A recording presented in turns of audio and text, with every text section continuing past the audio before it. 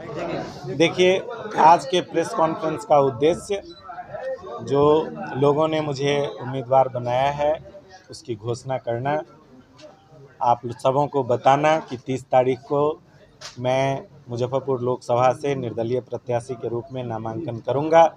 इसकी सूचना आप लोगों को देना।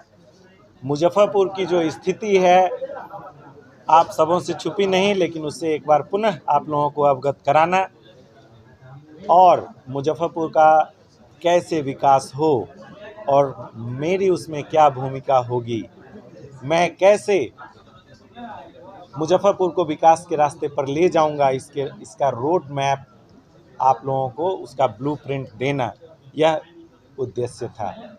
मित्रों, मैं बार बार कहता हूं कि दुकानदार को देखकर आप सामान नहीं खरीद सकते। जब आप सामान खरीदने जाते हैं तो क्या आप दुकानदार को देखकर सामान खरीदते हैं? बहुत ऊंची दुकान में बड़ी फीकी पकवान मिलती है, इसलिए कभी भी दुकानदार को देखकर आप सामान न खरीदें। जो दुकान में आपको सामान दिया जा रहा है उस प्रोडक्ट की क्या क्वालिटी है, ये क्वालिटी देखकर आप सामान खरीदें। तो आपके बीच जो जनप्रतिनिधि आ रहे हैं वो कैसे हैं, उनका बैकग्राउंड कैसा है, यह देखकर तब आप अपने जनप्रतिनिधि का चुनाव करें। Morning shows the day. जो अब तक नहीं कर पाए वो आगे क्या करेंगे? जिनको शहर ने 10 वर्ष तक मौका दिया, अभी तक तो कुछ नहीं किया। 5 काम गिनाने के लिए नहीं है। अगर 5 काम वो उन्होंने बढ़िया किया होता तो शायद पार्टी ने उनका टिकट न काटा होता। अगर पार्टी ने टिकट नहीं दिया है तो निश्चित रूप से इसका मतलब है कि उन्होंने कुछ नहीं किया है। और आप सभी बंधु जानते हैं कि 5 काम अगर आप लोग पूछ दें तो वह 5 काम नहीं गिना सकते।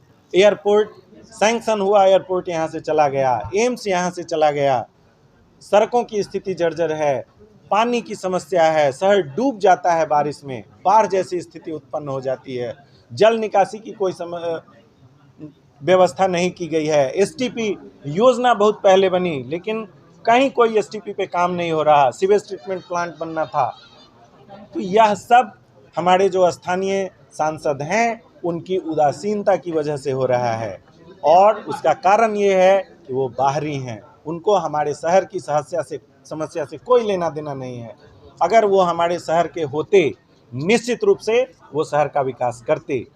10 वर्ष सांसद होना साधारण बात नहीं है मित्रों, लेकिन 10 वर्षों के बावजूद उन्होंने कोई काम नहीं किया है और मेरा मुजफ्फरपुर, हमारा मुजफ्फरपुर अभी भी पिछड़ा हुआ है। चीनी मिल मित्रों बंद पड़ा हुआ है, उसको खुलवाने के लिए क्या प्रयास किया गया उनको बताना पड़ेगा। कोई प्रयास उन्होंने नहीं किया है। एयरपोर्ट के लिए कितनी बार उन्होंने सिविल एविएशन मिनिस्ट्री को चिट्ठी लिखी है, कभी नहीं लिखा है। और दृढ़ता से अगर उस पर खड़े होते तो निश्चित रूप से हम लोगों को एयरपोर्ट मिलता, एम्स मिलता और शहर का विकास होता। आपने कहा था लोकल वोकल, मगर जॉर्ज फर्नांडिस तो बाहर थे।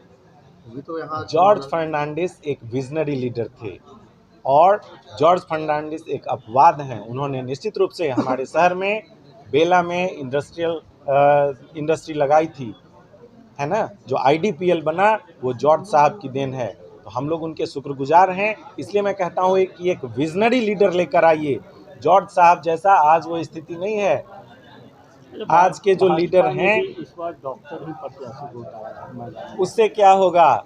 इसलिए तो मैं कहता हूं आप एक बार डिबेट करा दीजिए। मैं ओपन चैलेंज देता हूं कि सभी प्रत्याशी आएं और डिबेट कर लें। उनका क्या विजन है वो आप देख लीजिए, मेरा क्या विजन है वो आप देख लीजिए। क्षेत्र में किन मुद्दों को लेकर के जाएंगे? मैं शहर का सौंदर्यीकरण, शहर में एयरपोर्ट की स्थापना, शहर में एम्स की स्थापना, शहर में एक अच्छे ऑडिटोरियम की स्थापना। कोई ऑडिटोरियम नहीं है मित्रों। हमारे रंगकर्मी भाई बंधु हैं। मुजफ्फरपुर, मैं फिर कहता हूं कि उत्तर बिहार की अघोषित राजधानी है। बहुत सारे रंगकर्मी हैं, तरह तरह के का प्रोग्राम यहाँ होता रहता है, लेकिन उनको आम्रपाली ऑडिटोरियम से काम चलाना पड़ता है जिसकी स्थिति एकदम जर्जर है। रिपेयरिंग भी उसका नहीं हो पा रहा है। मोतिहारी में अच्छे सांसद होने की वजह से बहुत बढ़िया ऑडिटोरियम वहाँ बना, हम लोगों को कुछ नहीं मिला है।